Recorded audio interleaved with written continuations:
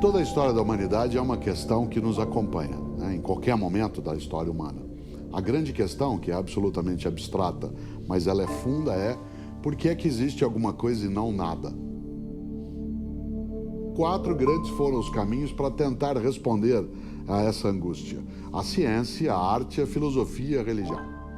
Essas 4 áreas, elas se dedicaram a tentar explicar por que é que nós existimos, por que as coisas existem, com uma grande diferença. A ciência procurou trabalhar o como das coisas, isto é, o funcionamento, enquanto que a filosofia, a arte e a religião foram em busca dos porquês.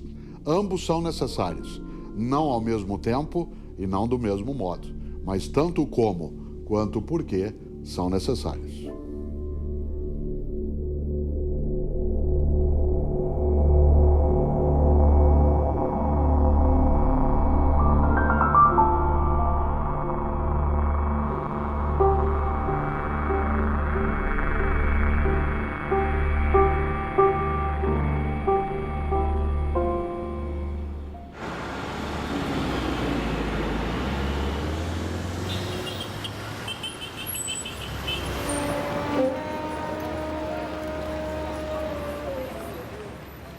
Pergunta fundamental: Deus existe? O que é? Onde está? O que estamos fazendo aqui? Para que serve a vida? Quem sou eu? Por que nascemos, morremos? Há significado nisto? Para que tudo isto? É por nada?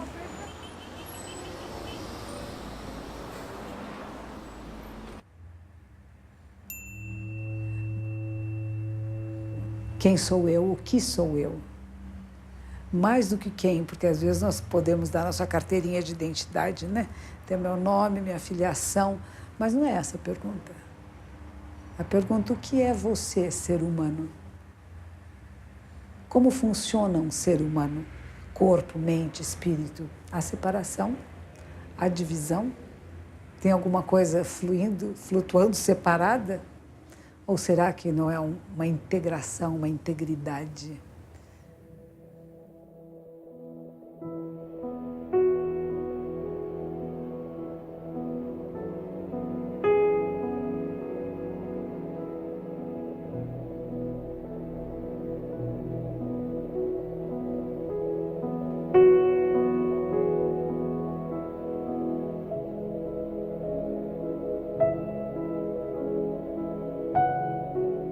Eu estou muito interessado hoje em dia na questão do conhecimento, o quanto a gente pode conhecer sobre o mundo. Então, uma maneira de você representar isso, né, metaforicamente, é você pensar que tudo que a gente conhece está numa ilha.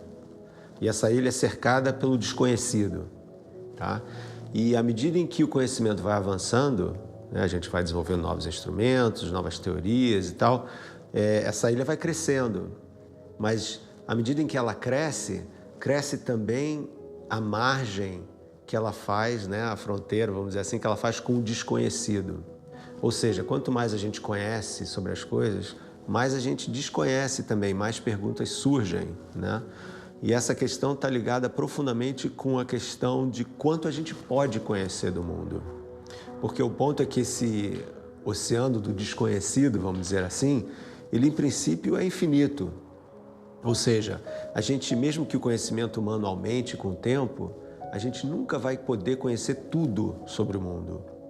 Então a gente tem que viver com essa sabedoria, que a gente nunca vai poder ter uma visão completa do mundo, o que não nos torna menos humanos, na verdade nos torna mais humanos e menos deuses.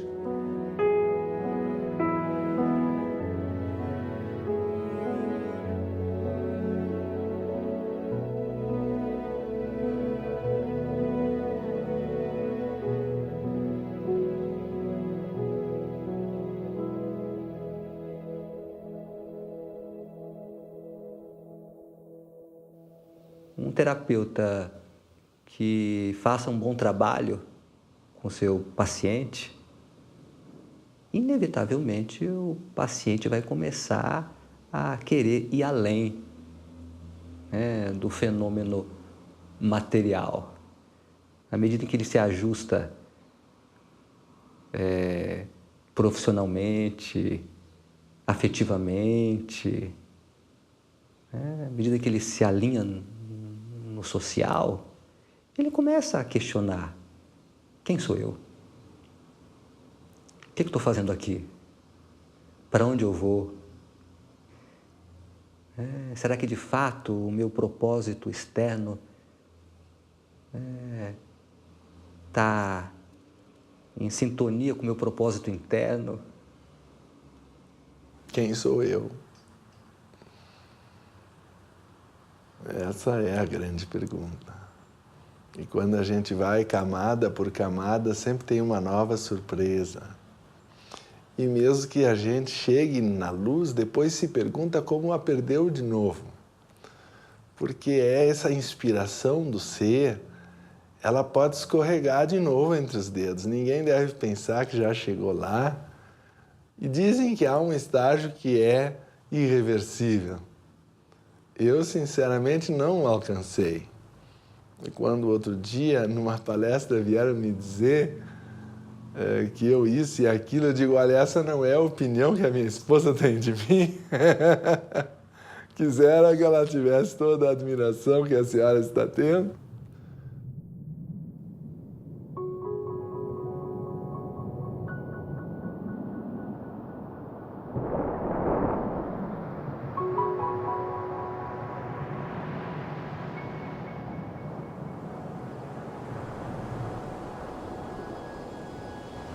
Na minha vida, o meu esporte serve como uma ferramenta de autoconhecimento muito grande.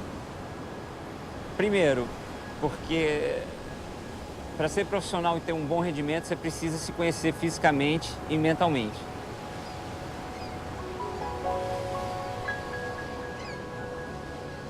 Segundo, pela geografia do meu esporte, né? Ele tem uma relação muito direta com a natureza, né? O que é saudável. E também pela necessidade de viajar, o que faz com que você saia do seu casulo e comece a entender o mundo e ver o mundo de formas diferentes.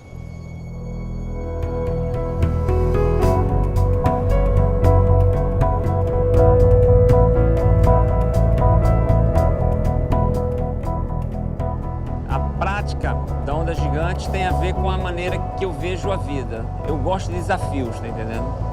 Você se expõe de uma maneira louca, você morre. De uma maneira preparada, você aprende.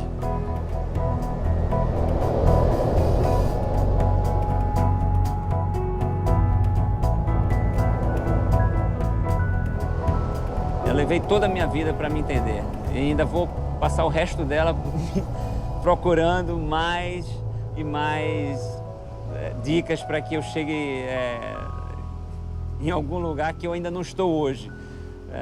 A busca nunca para, a busca é infinita.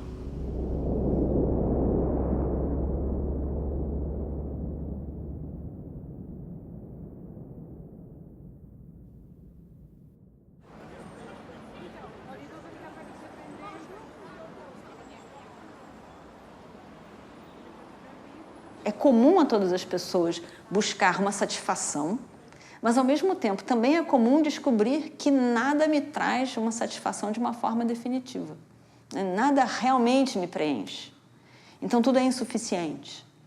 Então, existe uma busca de que, então, o que é que vai dar essa suficiência? O que é que vai me produzir uma satisfação de uma forma definitiva?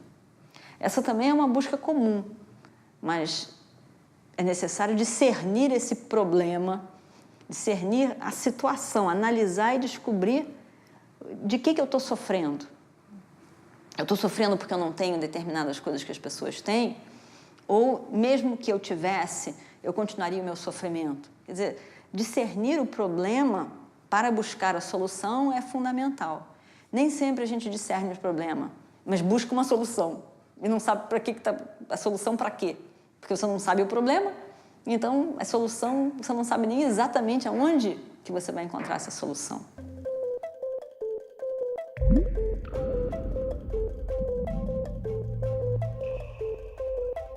Se nós pensarmos na criação do universo, há 15 bilhões de anos atrás, 15 bilhões de anos e um segundo atrás, não existia nada, de acordo com a teoria científica mais aceita para a criação do universo hoje em dia. Há 15 bilhões de anos surgiu o Big Bang, né? Houve a grande explosão. Então, se nós pensarmos essa grande explosão como uma metáfora de ondas concêntricas, quando você joga uma pedra num lago de águas tranquilas, o que acontece? Você forma ondas concêntricas. Então, pensemos nessa grande cadeia do ser como sendo essas ondas concêntricas, que é o próprio processo evolutivo se desenvolvendo. A primeira onda que se formou é a onda da matéria. A primeira coisa que surgiu após o Big Bang foi matéria. Matéria surgiu sob a forma de energia, matéria, partículas subatômicas, formando átomos, moléculas, galáxias, sóis, etc. e tal. Posteriormente, há 5 bilhões de anos atrás, surgiu a Terra matéria ainda nessa primeira onda. Há 3,5 bilhões de anos atrás, surgiu a segunda onda, essa segunda macro-onda, surgiu a vida na Terra. E essa vida, então, partiu de todo um processo de organismos unicelulares, por uma cadeia filogenética vegetal e animal, até os animais superiores, até os mamíferos superiores.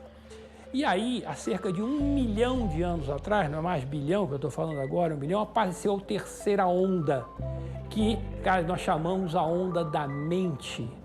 Então, veja, esse processo de expansão de níveis de consciência vem se dando. A ciência tradicional, atual, para aqui, ela não vai além. Mas você há de convir comigo que nós esse processo não continua, deve continuar. Então existe um quarto nível, que seria o nível do espírito, que seria um nível de transcendência desse nosso nível atual, desse macro nível atual, que é o nosso nível do ego, em que nós nos vemos como uma individualidade. Nós seremos muito mais, nós seremos a nossa individualidade e algo mais. Então, esse é o conceito do grande ninho do ser, que é um conceito que existe desde as tradições de sabedorias antigas e que hoje pode ser feita uma releitura dele através desse processo de conhecimento que a evolução nos trouxe.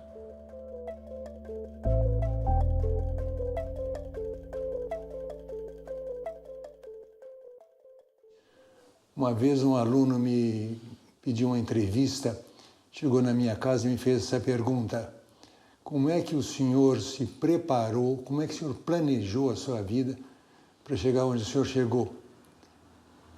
Eu percebi logo que ele me admirava, queria seguir meu caminho, queria o mapa do caminho, e eu disse a ele: eu cheguei aonde cheguei porque tudo que planejei deu errado. É a pura verdade.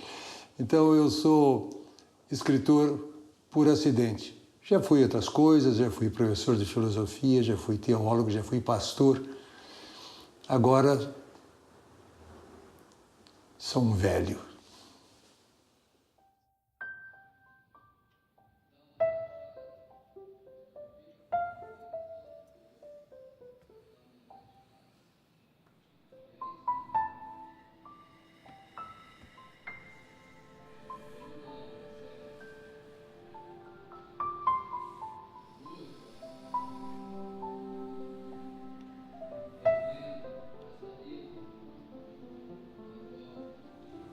O ser humano não é o corpo. Ele possui o corpo, manobra com o corpo, cuida do corpo, mas ele não é o corpo. Então o yoga é o estilo de vida, você falou bem. É o estilo de vida. Que cultiva o corpo, mas cultiva também a mente, trabalha com as energias.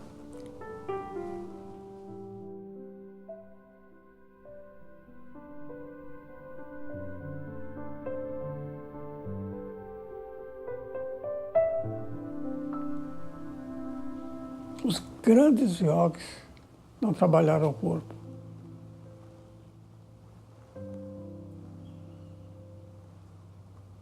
Você viu alguma fotografia do grande yogi Jesus Cristo, de cabeça para baixo? Ninguém viu. Ninguém viu as asanas da devota Santa Teresinha. Ninguém viu. Só realidade. Você não deixa de praticar yoga quando já não tem o corpo. Envelhecido, 89 anos. Eu continuo praticando yoga, mas sem trabalhar o corpo. É uma muito pobre concepção do yoga como uma ginástica física. Eleva os braços, alinha os pés, mãos na cintura.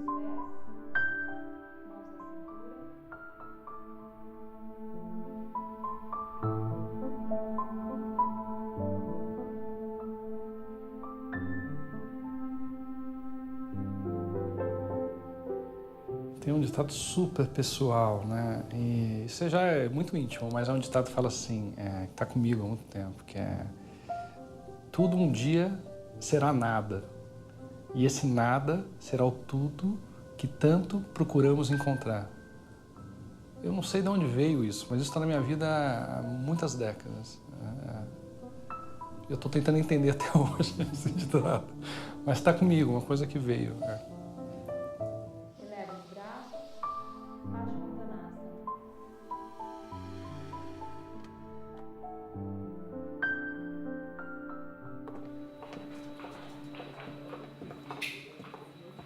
A gente está falando tanto de saúde, de autocuidado, e isso é sair de um processo de passividade, né? De chegar para o médico e falar: me dá os medicamentos, me dá as vitaminas, me indica qual que é o terapeuta maravilhoso que vai me tocar e vai mudar a minha vida, para um processo muito mais ligado a um autocuidado, a um cuidado diário, a um cuidado que você come, da maneira que você respira, da maneira que você se expressa, né? Num olhar com muito mais consciência sobre os teus atos. E isso não é muito simples, porque o paciente vem ao médico pedindo, né, o que é tradicional: me tira desse lugar agora, eu quero uma mudança imediata. E você devolve para ele um caminho, né, uma visão de caminhar. Eu vou te ajudar nesse caminhar, mas não é uma mudança que vai acontecer de maneira tão abrupta.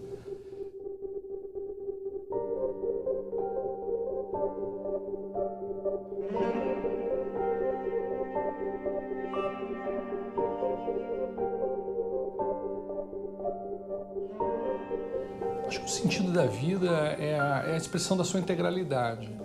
Quem sou eu? Onde está a minha expressão aqui?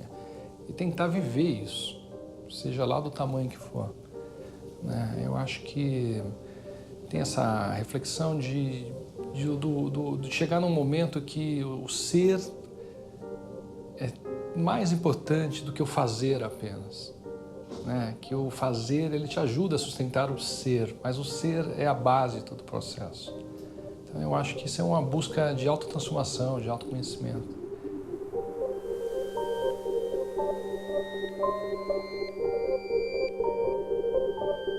A gente aprende que estamos aqui na Terra com uma finalidade específica que envolveria a nossa evolução. Se alguém me perguntar o que você está fazendo na Terra, a gente aprende que estamos aqui para evoluir, superando as nossas limitações, as nossas dificuldades e problemas de relacionamento, enfim, crescer espiritual, moral, intelectualmente. Então eu diria que a finalidade da vida, o objetivo da vida, o sentido da vida para mim seria isso, o empenho de evoluir sempre.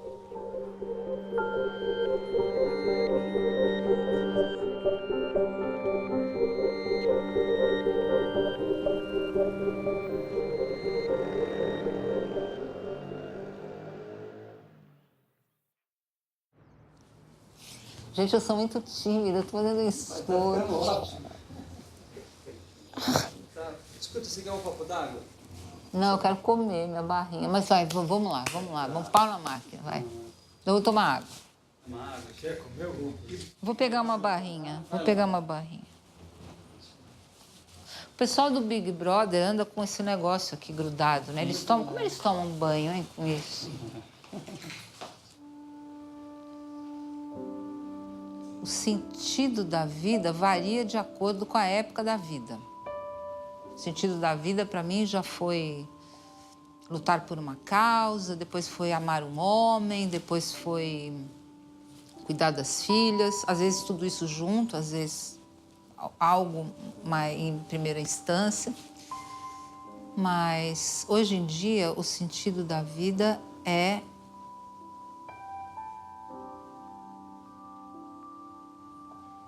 a vida já tem um sentido. Eu não sei, é diferente para mim hoje. Hoje eu acho que é O viver é o sentido.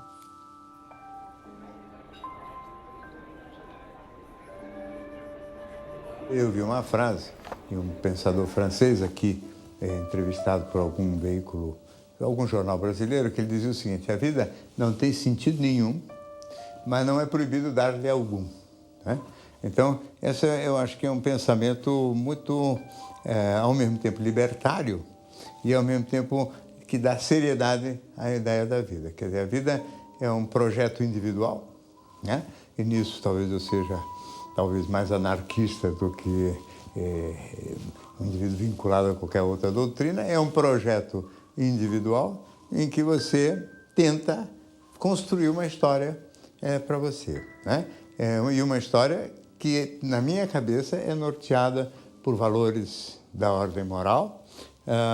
Eu sou muito zeloso desse aspecto vamos dizer assim, da condição humana, e acho que tem que ter alguma ideia também de crescimento pessoal, né? Quer dizer, o sentido da vida é a gente sair daqui 80 anos depois da chegada um pouquinho melhor do que entrou.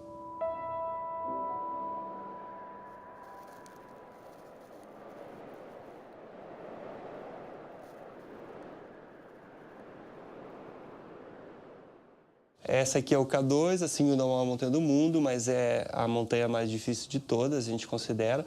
Só que aqui só está a parte superior do K2, ele tem 8.611 metros de altitude, eles são 600 metros finais, assim, é gigantesca a montanha muito mais imponente e muito mais difícil que o próprio Everest. Em razão de muitas tragédias que acontecem no K2, o K2 é considerada a montanha da morte. Em termos de números de êxitos e mortes, né, é a montanha que há o maior índice de fatalidades. Então, é uma montanha muito difícil, perigosa, muito arriscada. Foram 3 tentativas, só na terceira que eu consegui chegar lá em cima. E eu prometi nunca mais voltar ao K2.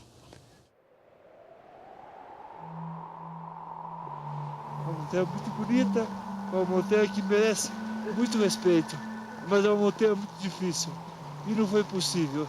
Não foi falta de técnica, não foi falta de condição nossa. Realmente, esse ano, as condições do K2 estão extremas, estão muito difíceis. Nós conseguimos chegar até 8.000 metros de altitude, enfrentamos muita neve e, infelizmente, tivemos que desistir dessa escalada.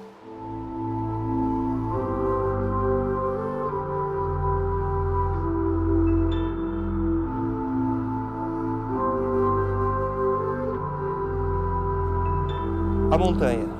Eu precisei ir até a montanha para poder me encontrar, para poder me ver, né, diante de um espelho.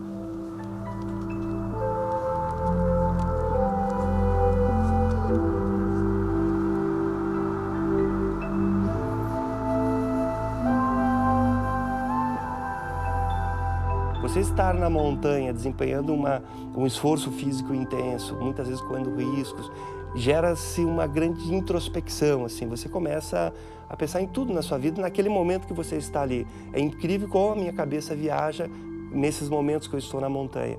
E aí você começa a se conhecer, começa a resolver problemas dentro de você e ter forças para encarar o mundo em si, encarar pessoas, encarar situações. Então, isso causa uma evolução, assim, eu percebo que eu melhoro a partir do momento que eu vou para a montanha e eu volto para a cidade.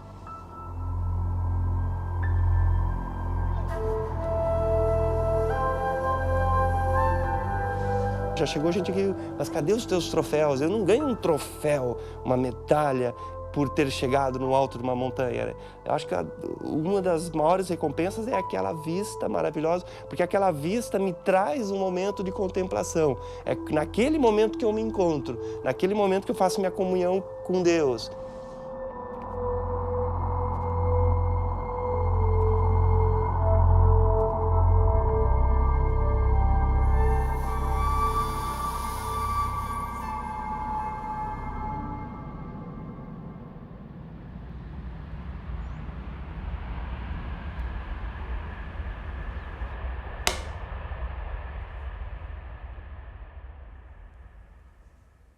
Um dos desafios do ser humano é conhecer-se a si mesmo.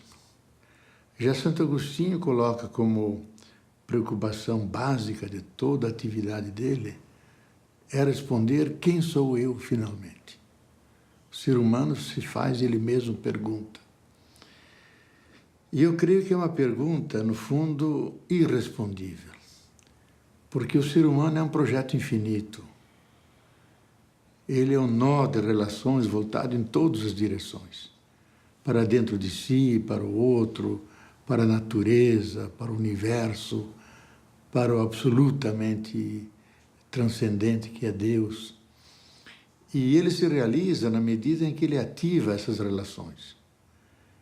E por isso, quanto mais ele se relaciona, mais ele se enriquece e mais descobre possibilidades dentro dele. Então, ele não é um sistema fechado, é um sistema aberto. Daí que toda a pergunta exige uma resposta. E essa resposta levanta uma nova pergunta. E assim nós vamos de perguntas em perguntas, de respostas em respostas. E, no fundo, nós não sabemos quem somos. Então, nós sempre estamos buscando. Encontramos espelhos de nós mesmos em todas as partes e não nos identificamos com nenhum deles. Como os orientais expressam, a prisão é maia, é ilusão. É eu nem saber quem eu sou, de onde eu venho e para onde eu vou. E como dizem os bons navegantes, nenhum vento é favorável para aquele que não sabe aonde quer chegar. E a liberdade é precisamente a pessoa tomar consciência e ser capaz de ser o autor da sua própria existência, assumir a autoria da própria existência. Não é uma tarefa fácil, mas eu creio que é a nossa tarefa. E é isso que vai nos trazer a felicidade. E nesse momento, bom, eu me sinto feliz.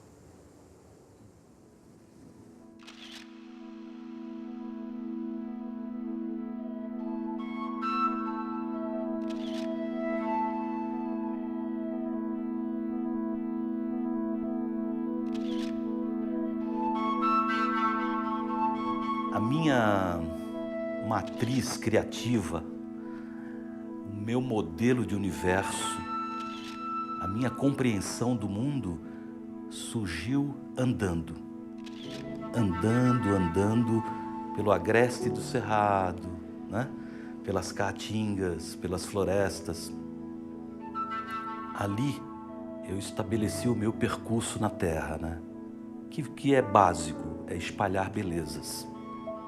Fazer refletir, provocar. Tá aí, o resumo do meu trabalho é basicamente isso.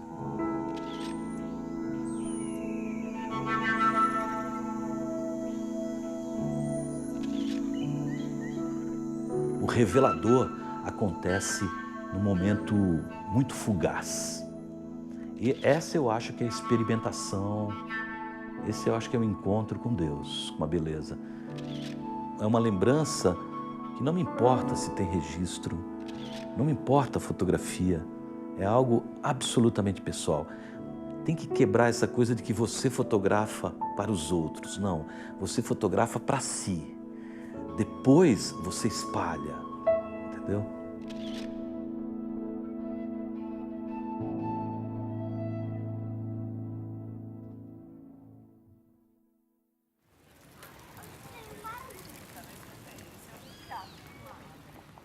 É sempre difícil a gente falar das qualidades da gente, né? Principalmente porque, geralmente, quando você fala de você, aquilo não é exatamente você. Aquilo é o que você quer que as pessoas achem que é você. E é uma armadilha.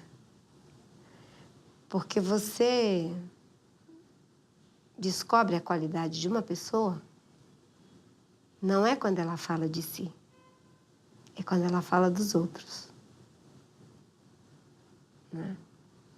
Mas eu sei que você quer algo mais objetivo, você pode estar pensando, ela está fugindo da pergunta, mas acho que uma qualidade que a gente deve cultivar não é que eu a tenha, mas que eu almejo tê-la.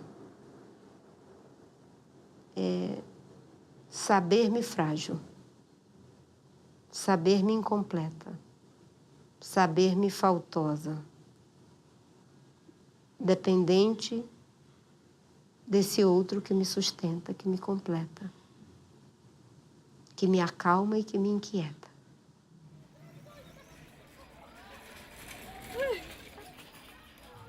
Eu moro no sertão de Pernambuco, numa comunidade rural que se chama Jatiuca, que é um distrito de Santa Cruz da Baixa Verde. Na minha experiência foi isso, né? As mulheres silenciadas pelos pais, pelos maridos, pelos irmãos, sem poder falar. Eu tive que, com elas, junto com elas, recuperar a autoestima. E o que é a importância da autoestima na vida de uma pessoa e na vida de uma mulher e de uma mulher rural? Para mim, quando eu me quero bem, quando eu me respeito, quando eu sei que eu sou um ser importante, eu não permito que ninguém me desrespeite, que ninguém me bata, que ninguém me desvalorize.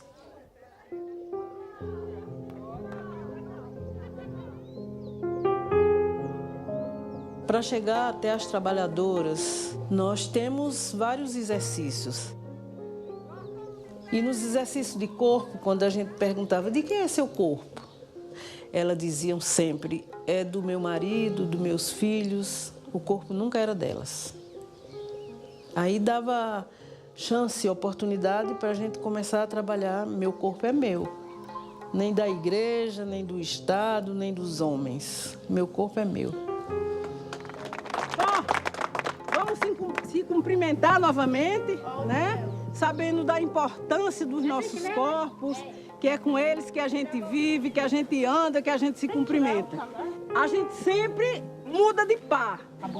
Vamos se cumprimentar com os pés. Nossos pés lindos e maravilhosos que nos conduz, que nos leva para a roça, que com eles nós caminhamos. Nossos lindos pés.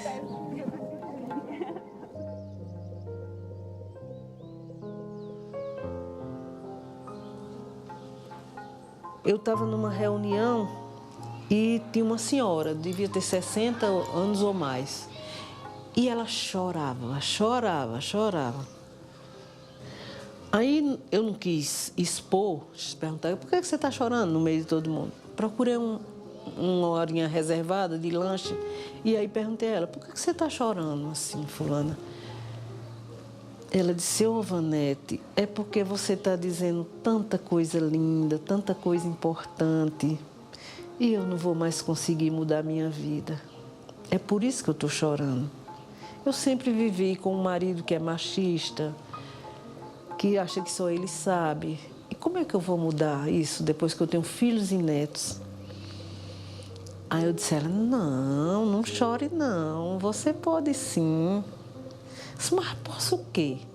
Se você pode contar a sua experiência, você pode dizer às outras, às jovens, às suas netas, que não é bom assim, que elas podem mudar agora a vida delas.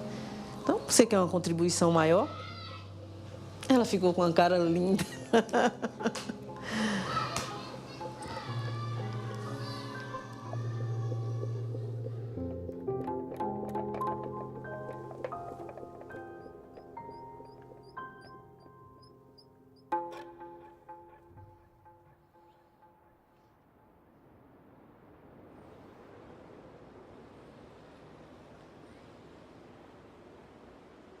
Quando alguém me pergunta, você mudaria algo em você?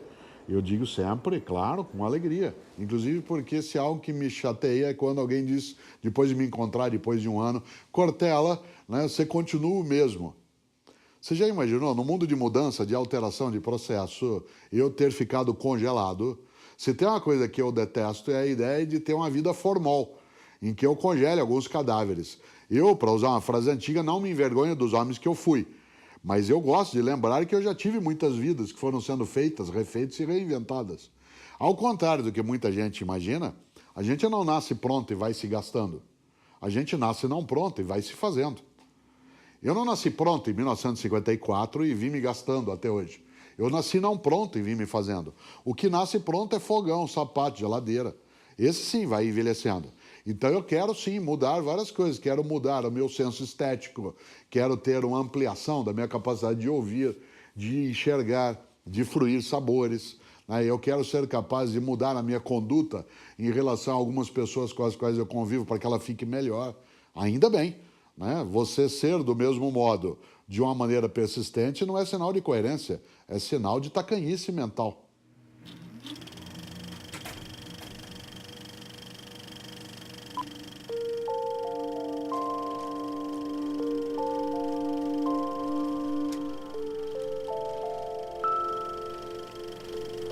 Eu trabalho com cinema, ou seja, eu trabalho com a mentira e ao mesmo tempo com a pura verdade, né? E quando eu tinha 18 anos, eu participei do núcleo de CPT do Antunes Filho, né, o Centro de Pesquisa Teatral, e eu lembro que lá tinha que cada um recitar uma pequena frase para fazer vários exercícios, né, de teatro, e uma frase que eu gostava, né, de recitar, um poeminha, que é do Fernando Pessoa, que é: o poeta é um fingidor, ele finge tão completamente que chega a fingir que é a dor que devera sente. E isso o tempo inteiro, assim, eu acho que porque eu trabalho com reinventar o mundo, mesmo num documentário você também está reinventando, né? Você está colocando a sua visão, né? Escolhendo quais são os trechos que vão ficar, o que não vai ficar, o que você esquece, né? Então, isso é um tema que o tempo inteiro volta. E eu lembro que eu tive uma crise quando eu estava filmando Chega de Saudade, na primeira semana, e é normal, a primeira semana você ainda... Que filme é esse? Você está descobrindo linguagem, descobrindo os atores, descobrindo a equipe, né? A engrenagem ainda não está funcionando. E eu lembro de manhã cedinho, 5h30 da manhã, tendo que ir para o set de filmagem, eu no hall de casa, no elevador, eu empaquei, não conseguia sair e tive essa crise existencial que era: por que eu escolhi uma profissão que eu fico reinventando a vida? Quem sou eu para dizer o que é a vida, né? É uma profissão maluca e não vejo sentido nisso. Eu acho que é mais importante eu viver a vida de verdade, eu mesma viver as experiências, do que eu ficar dizendo como tem que ser. E aí o Luiz, meu marido e roteirista, quando ele percebeu que eu ia engatar nisso, ele falou: tá bom, ok, tem uma van te esperando lá embaixo, depois a gente continua a conversa. E ele cortou, porque naquele momento realmente era um questionamento profundo mesmo, do porquê tanto investimento para reinventar a verdade.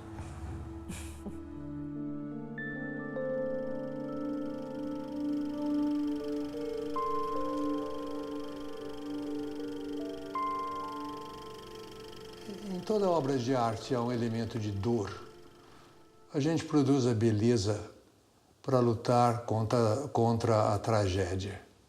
Aliás, essa é uma observação que Nietzsche faz no livro dele, As Origens da Tragédia Grega, a partir do espírito da música.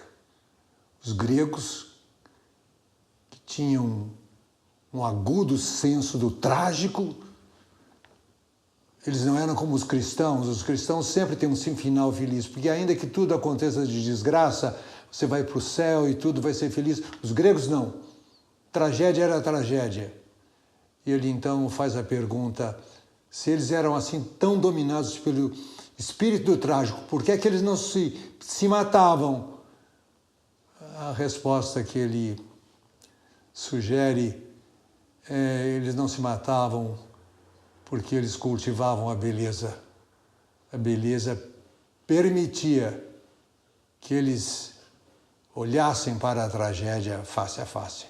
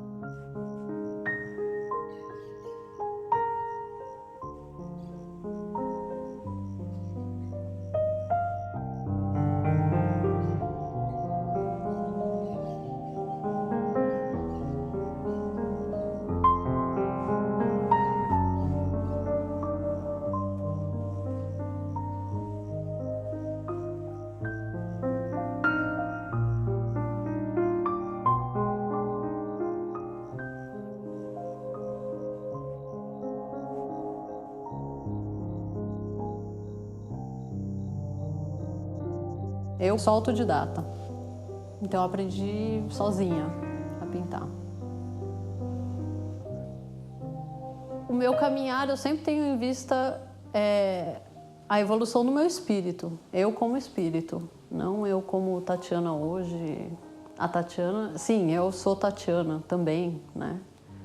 Então, esse é o meu caminhar. E junto com a minha arte me ajuda muito com tudo isso, porque é um autoconhecimento contínuo, né? Estou o tempo todo lidando comigo mesma, com coisas de dentro, então isso ajuda muito.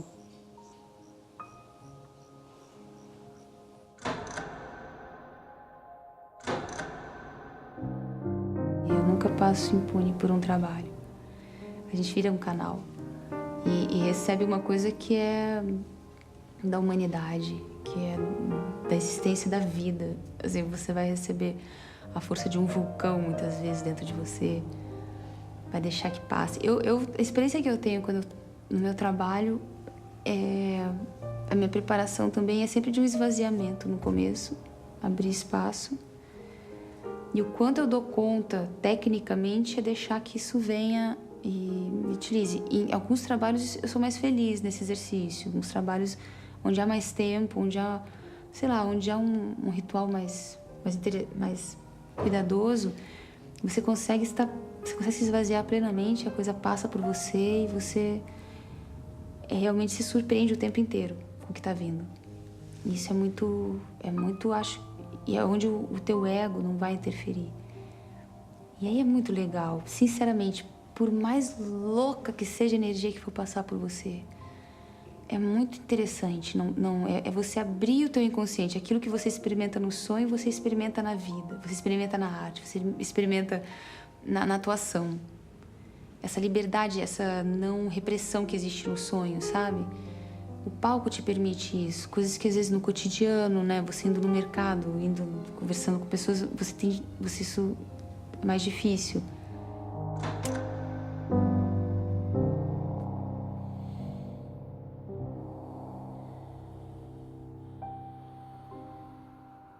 Eu acho que tanto o processo do ator quanto o processo do palhaço são processos profundos de autoconhecimento. Se você quiser vê-los assim.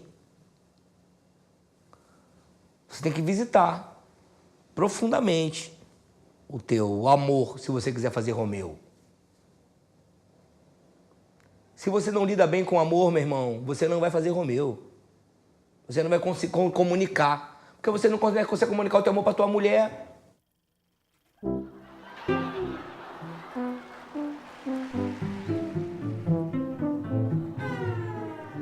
O circo é um espetáculo que desafia a lei da gravidade, né, cara? As pessoas voam, se equilibram num fio, jogam 7 objetos pro ar, fazem desaparecer e aparecer coisas, corpos perfeitos. E o palhaço, por que o palhaço tá ali? Porque o palhaço é aquele que cai. O palhaço é aquele que erra. O palhaço tá no espetáculo de circo para dizer, ó, tu é humano, tá? Tem lei da gravidade, tá?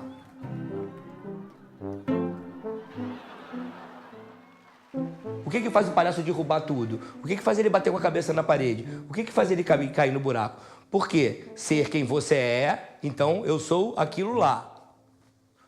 E ser o que eu quero que os outros querem que eu seja. Aí eu estou indo para lá, porque eles querem para lá. Aí eu derrubo o microfone. Isso é o palhaço. Isso é a técnica da palhaçaria. Então não, eu vou para lá porque lá é o meu sonho, mas ali aí a coisa me chamou. Aí eu derrubo a moça, eu derrubo o garçom. O erro. O erro é a nobre arte do palhaço. A imperfeição.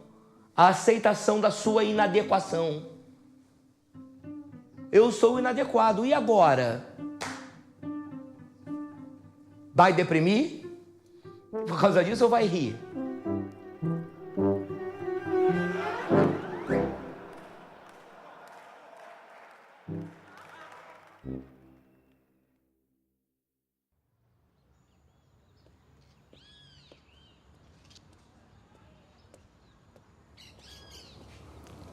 É uma frase que eu li há algum tempo que diz que às vezes a gente está condenado a ser feliz.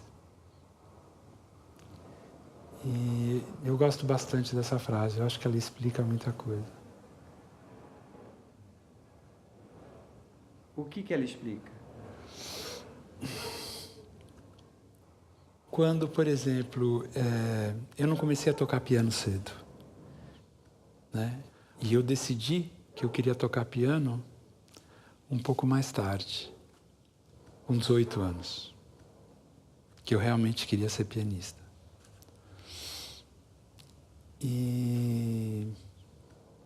Mas aí, quando eu percebi isso, eu não tinha outra escolha senão ser pianista.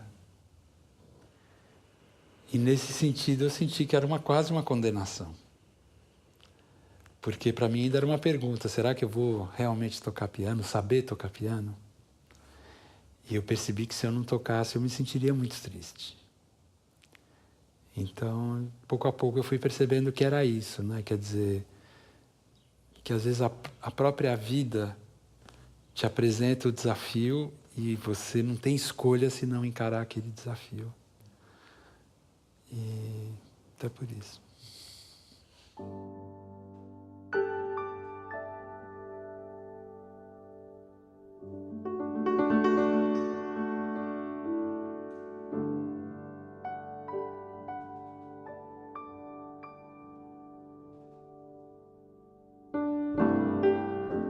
Se a felicidade tivesse um som, seria o silêncio.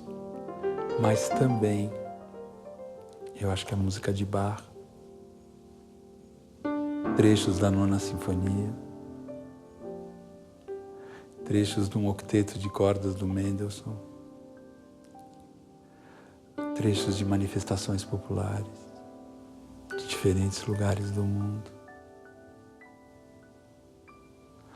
Uma criança que nasce, né? São várias coisas.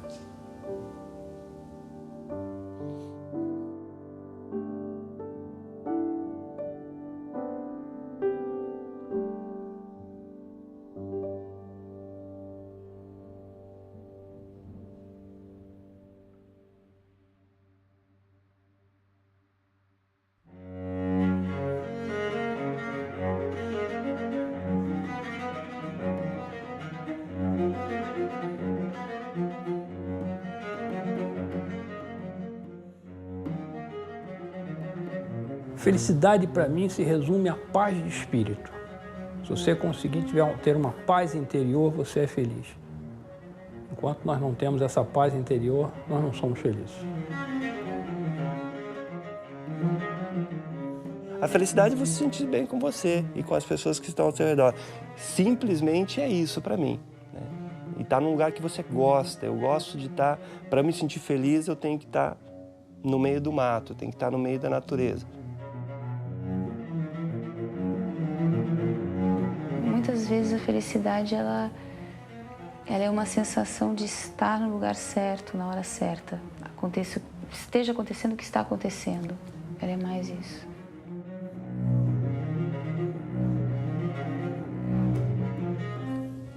Essa possibilidade de ser, sem tentar manipular a vida, sem tentar, né, ir para a ação, ir para o fazer o tempo inteiro. Estar livre de um desejo de chegar a alguma coisa. Então, relaxar essa busca básica de que falta alguma coisa e nem eu sei o que é, ou então eu sei o que é, mas não consigo chegar. A minha felicidade depende também da felicidade de muita gente. Depende da felicidade do meu marido, da minha família, meus amigos. Eu acho que é muito difícil você ser feliz sem comida, sem um abrigo, doente, sem ajuda. Eu acho bem difícil. Eu acho que o mínimo tem que ter.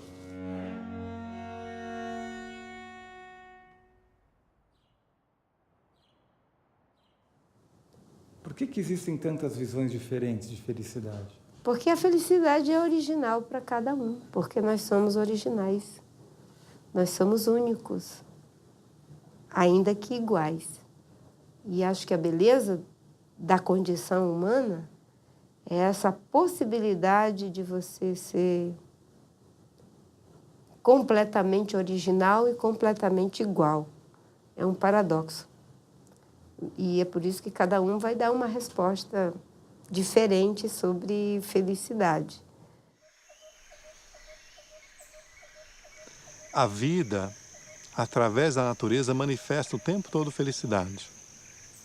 Você vai perceber que as pessoas sempre estão mais felizes quando buscam o sol, a praia, as águas da cachoeira, quando buscam se reunir em volta de um fogo numa lua cheia, pulsa uma determinada energia, uma determinada alegria. A felicidade não exige dinheiro, a felicidade não exige status para se manifestar, a felicidade não exige oferendas, a felicidade não exige um curso de MBA e ela não exige nenhuma formação.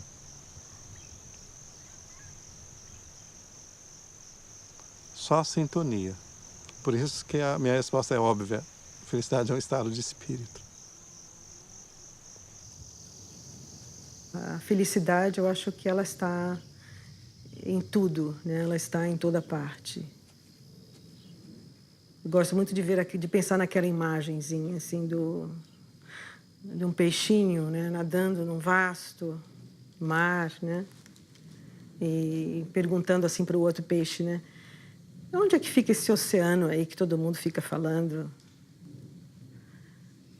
Eu acho que a felicidade, sabe, em princípio sim, né? Ela é reconhecida como uma coisa que está dentro, né? Mas eu acho que ela está em tudo também.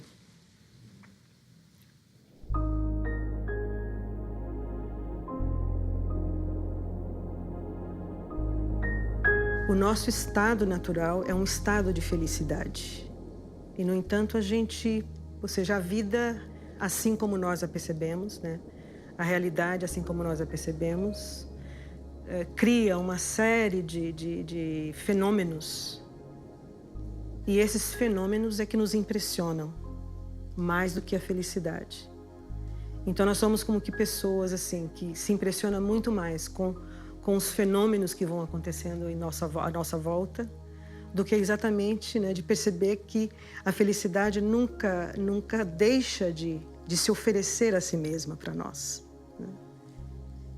Então, se a gente tirasse os véus, né, dos fenômenos que nos circundam, eu acho que a gente viveria num campo de felicidade.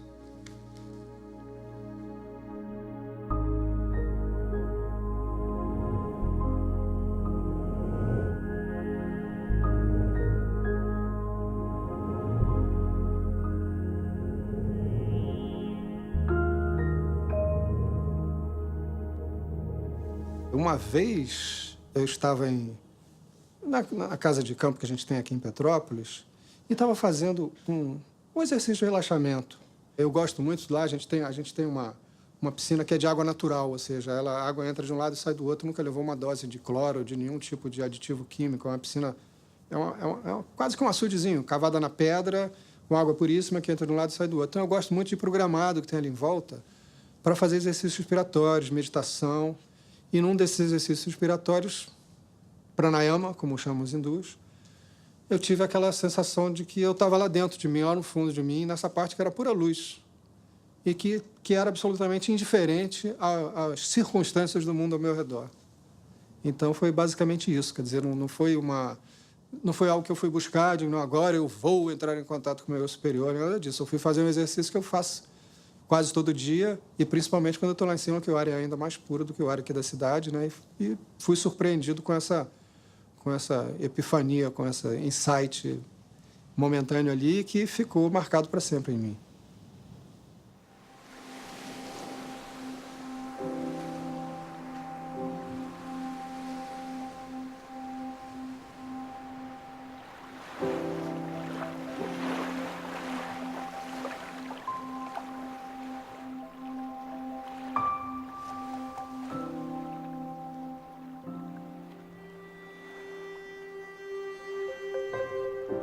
Eu acho que um dos momentos felizes assim na minha vida que eu me lembro bem foi um momento de transcendência metafísica, vamos dizer assim, que é uma coisa que, puxa, cientista falando isso, mas é verdade, que quando eu tinha 15 anos, o meu irmão mais velho me levou para a ilha de Itacuruçá para passear lá, ele vivia lá sempre e tal, ele era meio riponga.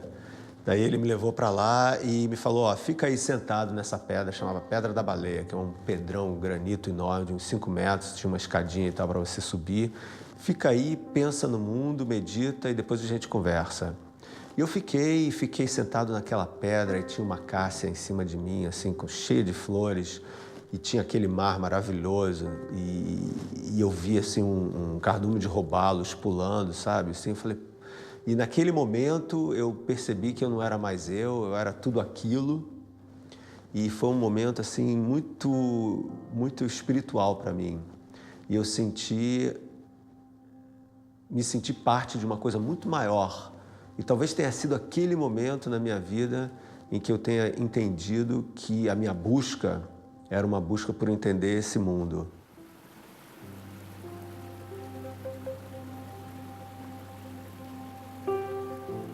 Eu me considero feliz e sou extremamente inquieto. E curiosamente, quando eu entro na mata, às vezes eu fico completamente em transe, às vezes eu fico completamente em silêncio.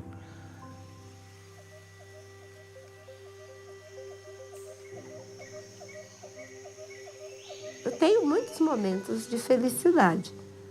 Obviamente que se a gente fosse o tempo todo feliz, a gente nem saberia o que é felicidade. E talvez nem valorizasse tanto esses momentos. Eu tenho 5 netas e agora nasceu um neto. Eu com aquela criança de 7 meses nos braços, tão sorridente, aquilo me dá uma felicidade tão grande. E meu filho, comentando essa felicidade, disse que a felicidade era tão grande que ele tinha medo. E eu disse, eu também sinto medo, porque quando a felicidade é demais, a gente sempre tem medo de que alguma coisa possa acontecer.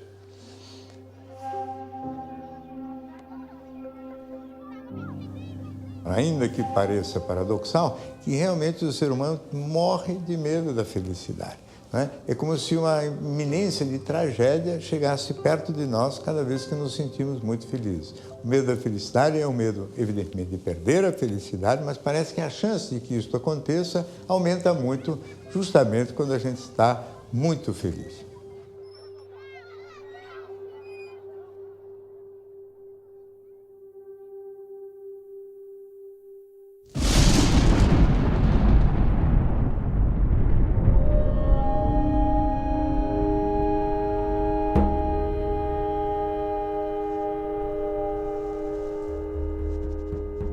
Todas as tradições religiosas falam isto. Tem que atravessar a noite escura, o grande deserto. Uma vez eu subi o Monte Fuji, que é um vulcão, né? E é uma coisa maravilhosa. Você começa a subir a montanha e ela é linda. Então tem flores, tem verdinho, e aos pouquinhos vai acabando a vegetação e ela vai ficando cada vez mais íngreme e mais difícil. A prática da vida espiritual, ela é assim. E muitas pessoas só querem o verdinho. A beira da montanha ali embaixo é bonita, é gostosinho. Ah, eu já vi. Você sobe a primeira plataforma, você tem uma pequena visão de si, do mundo, da vida, de um pontinho um pouquinho mais alto, e você fala, já tá bom. Porque mais para lá, aí vai cansar. Isso é suficiente? É suficiente para muitas pessoas, que bom, teve uma pequena visão. Mas há outros que não se contentam com isto. Eu quero ter a visão maior, então eu vou ter que fazer esse esforço maior.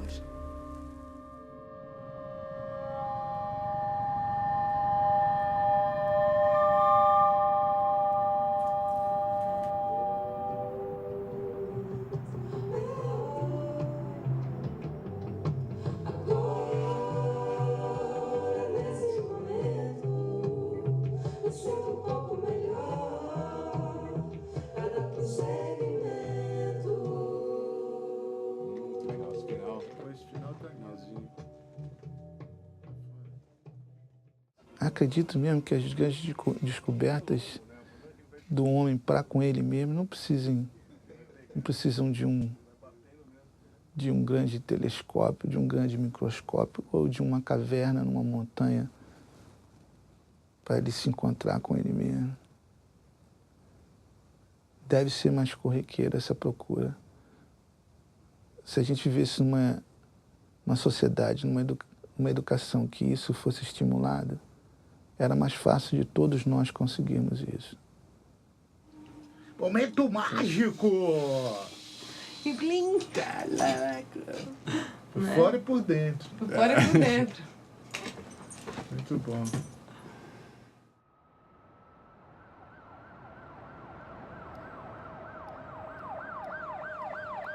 Eu tomei 3 tiros no mesmo braço e isso lesionou ele, mas não foi neurologicamente, foi muscular, foi uma lesão muscular. Agora,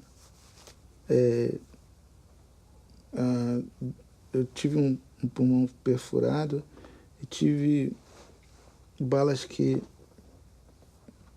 afetaram a minha coluna. Elas não chegaram a machucar diretamente, mas só o calor e a vibração já lesiona. Então eu fiquei...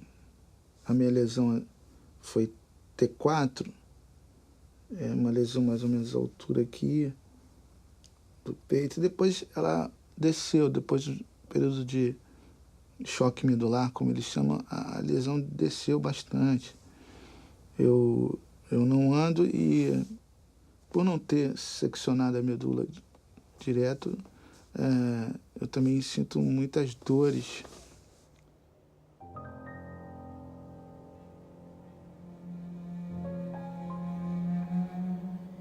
Durante uns bons 7 anos da minha vida, eu não tinha planos, eu ganhava um dia de cada vez. Eu pensava em acordar e até a hora de dormir, preservar um pouco de equilíbrio, só por aquele dia.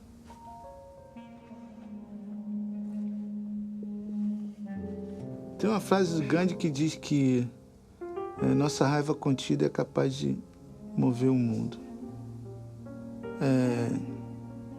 Eu acho que, quando eu falo dessa raiva, é você pegar aqueles sentimentos que não são tão nobres seu e canalizar, usar aquilo, fazer um moinho de vento com aquilo, pegar aquela tempestade interna e gerar um outro tipo de energia.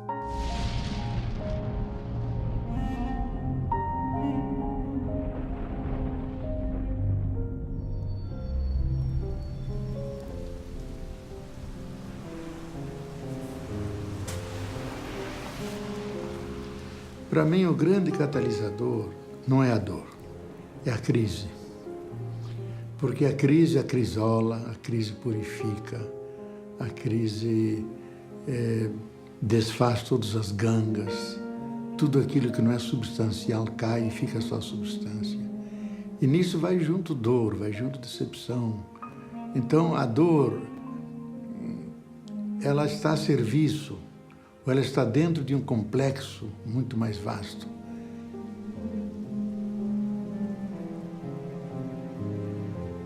A dúvida, a crise, né? Mesmo uma depressão até um certo ponto, ela é bem-vinda por provocar uma reflexão, por assumir, não sei, tenho dúvida, o que eu tenho aqui não me serve mais. Para onde eu vou? Não sei, né? Não é tão simples. Então eu tenho que pesquisar, eu tenho que experimentar até... Ah, ok, agora é por aqui.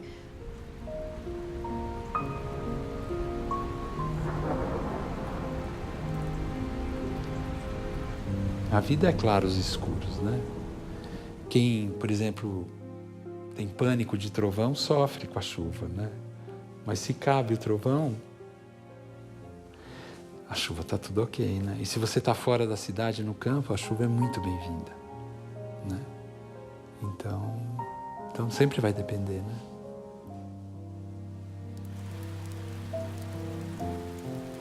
A tristeza é uma emoção natural e importante, porque ela nos ajuda a vivenciar o luto, a deixar morrer, para poder renascer. E o problema é que todo mundo quer renascer, mas ninguém quer morrer. Eu acho que todos os sentimentos estão aí para você passar por eles. Tá triste, fica triste, chora. Cara, eu tô triste. Tá triste por quê? Pô, tô triste por isso. Pô, cara, parei que eu vou chorar um pouquinho. Chorou, passou? Vamos sair, vamos tomar um chopp, vamos ficar um pouquinho alegre? Vamos. Eu acho que é muita... Acho que é muita glamorização desses lugares de emoção. Tudo é temporário. Veja, as emoções em nós, elas são muito rápidas. São instantâneas, são como... O resto é memória. E a gente fica chamando essa memória. E nós adoramos chamar a memória, principalmente coisas desagradáveis, né? É aquela história que eu gosto muito dos dois monges atravessando o rio. E um deles ajuda uma jovem a atravessar. E os monges faziam o voto de não tocar em mulheres, né? E que um deles, uma hora depois, bravo, você carregou aquela moça. Disse assim, mas eu deixei ela lá. E você continua carregando. Então, às vezes, nós temos problemas, dificuldades. E abre mão. É difícil esse abrir mão. Mas isso é um dos ensinamentos principais. Quando a gente abre as mãos, nela cabe todo o universo. Quando nós seguramos alguma coisa, nós nos limitamos. E, às vezes, nós seguramos a dor, o sofrimento. Eu sofro mais do que você. Você não entende a minha dor. Como não?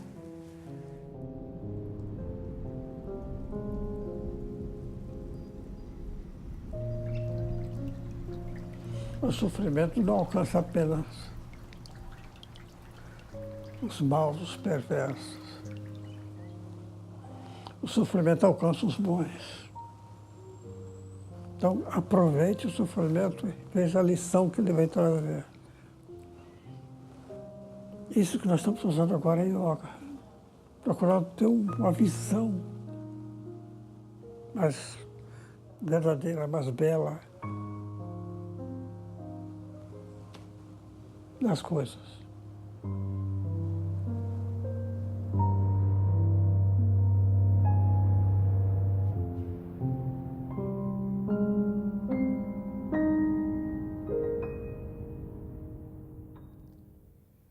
Você já falou um pouco sobre isso, mas eu gostaria que você comentasse essa frase de que a vida é muito curta para ser pequena.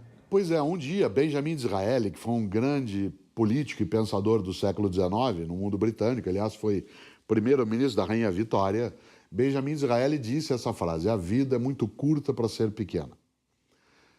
Já basta que a vida curta seja para que a gente consiga apequená-la de algum modo. E o que é apequenar a vida? É ter uma vida que seja superficial, banal, fútil, uma vida que, antes de tudo, ela seja pequena, isto é, diminuta. Vida é algo para engrandecer a mim e aqueles que estão à minha volta. Desse ponto de vista, eu sempre digo, quando eu partir, e eu partirei, eu sou mortal, nós somos o único animal que é mortal, né? Todos os outros animais são imortais.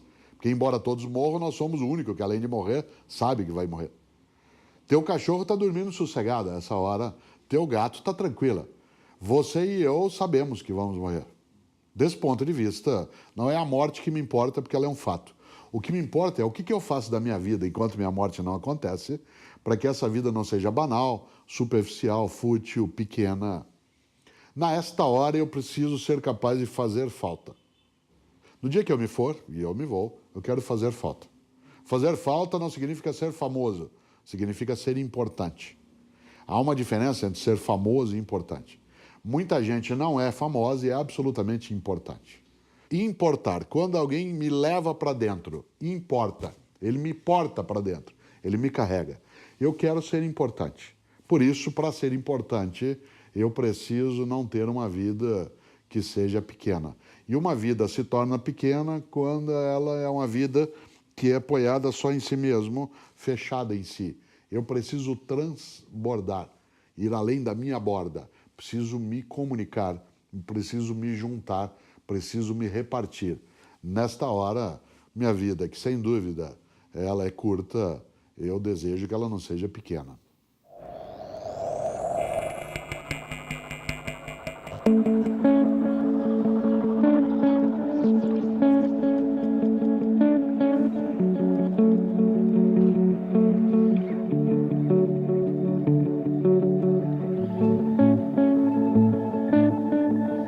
Acho que o sofrimento maior do ser humano se deve ao fato de que ele nasce sem manual de instruções. Por não saber como ele mesmo funciona, ele sofre. A causa do sofrimento, a causa do mal, é a ignorância. Então nada pode ser mais importante do que algo que nos liberte do sofrimento. Sem o autoconhecimento, como é que nós vamos nos libertar se nós causamos o nosso próprio sofrimento por ignorância?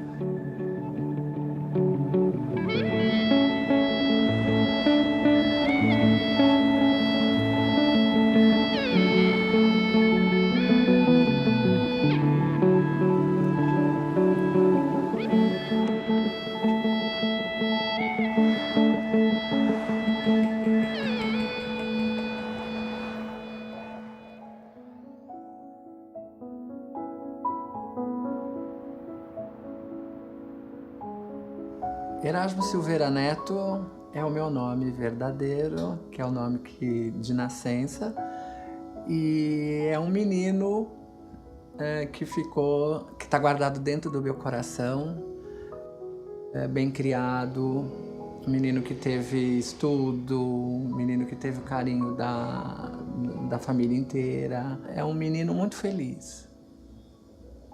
Então por isso que a Greta tem bastante saudade disso.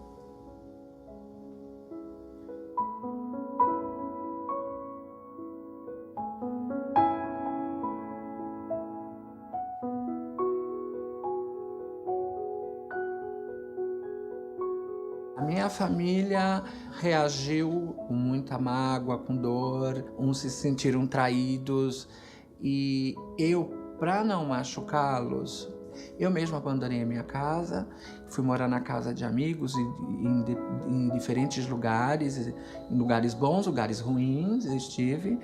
Depois de algum tempo eu soube que a minha irmã me procurava, minha família me procurava, meu padrinho me procurava. E depois de um certo momento eu achei que eu deveria de enfrentá-los, retornei e aí as coisas ficaram mais calmas. Né? Mas é engraçado que nunca nos sentamos para resolver isso. Só voltei, minha mãe e meu pai me receberam e ficamos sentados os três no sofá sem trocar uma palavra. E eu só perguntei se eu podia ficar. Pronto, e fiquei.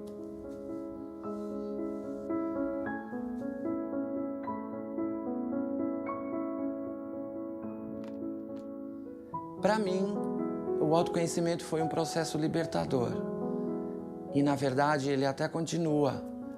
Eu não consigo, mesmo com os 55 anos que eu tenho hoje, eu não consigo me situar de transexual, de travesti ou de homossexual. Então, é uma pergunta que quando me fazem, eu nunca sei responder. A única coisa que eu sei dizer é que eu sou um ser humano e eu me sinto super normal. Para mim, na minha visão, e sei que não é normal na visão de outras pessoas. Isso eu sei, eu tenho conhecimento disso pelo preconceito, pelas coisas que as barreiras e obstáculos que a gente encontrou no meio disso tudo. Mas eu mesmo não me classifico.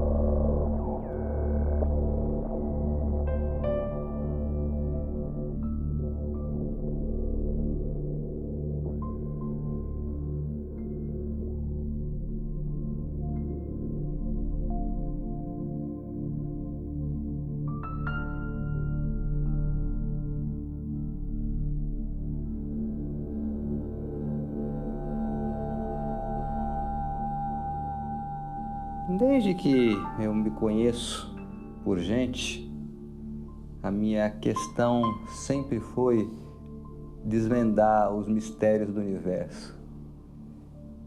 Eu ainda era uma criança, com 7 anos, e eu perguntava: mãe, quem foi que fez o mundo? Foi Deus. Mas quem foi que fez Deus? Não pensa nisso que você fica louco. Isso aguçou minha curiosidade. Eu entendi que esse era o objetivo da minha vida.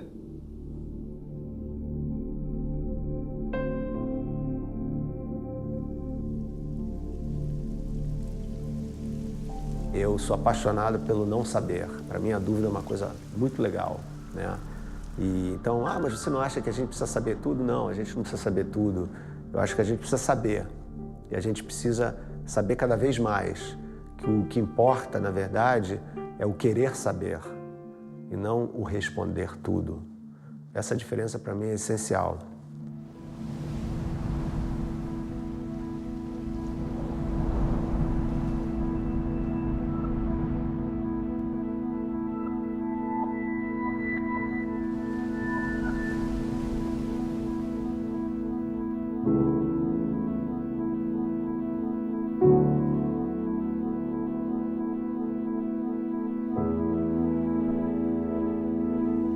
A frase na entrada do oráculo de Delfos era: homem, conhece-te a ti mesmo, né? E todas as grandes tradições falam que o mais importante de tudo é você saber quem você é, você se conhecer cada vez melhor.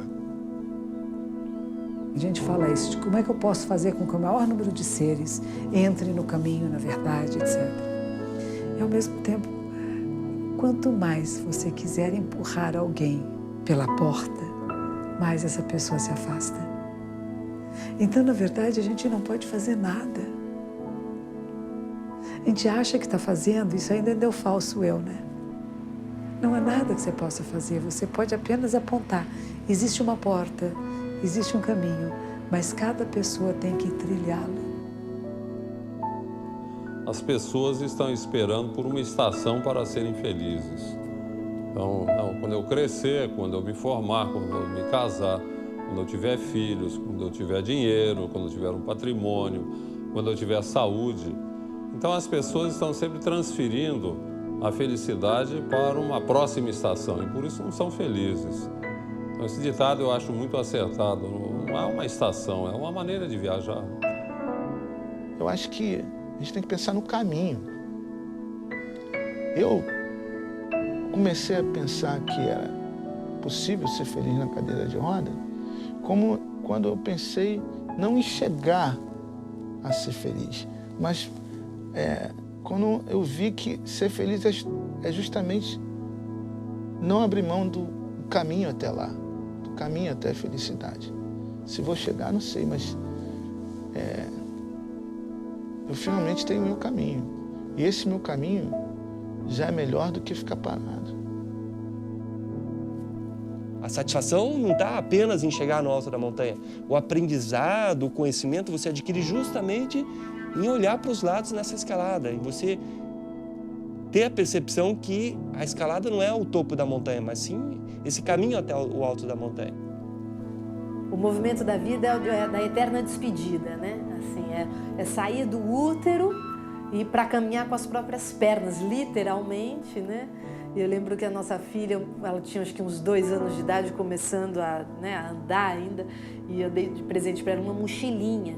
E o Luiz falou: uma mochila, Laís, já? Que é o símbolo, né, dos mochileiros que vão por aí, né? Mas com 2 anos é muito cedo uma mochila. Mas é isso, né? A vida é uma eterna mochila. Pega a tua mochila e vai, né?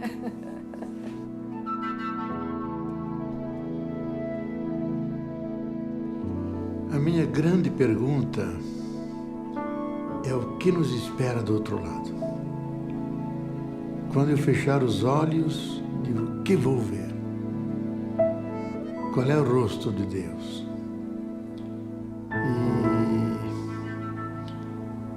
E finalmente, quem é esse mistério? para mim é a pergunta que me persegue dia e noite. Qual é a minha essência? Quem sou eu? Essa é a grande pergunta. Duvido que haja alguma maior, porque todas as outras giram em torno dela. Suponhamos que fosse quem é Deus, mas no fim, quem sabe as duas são a mesma? Quem sabe a essência do ser é Deus? Quem sou eu? Quem sou eu?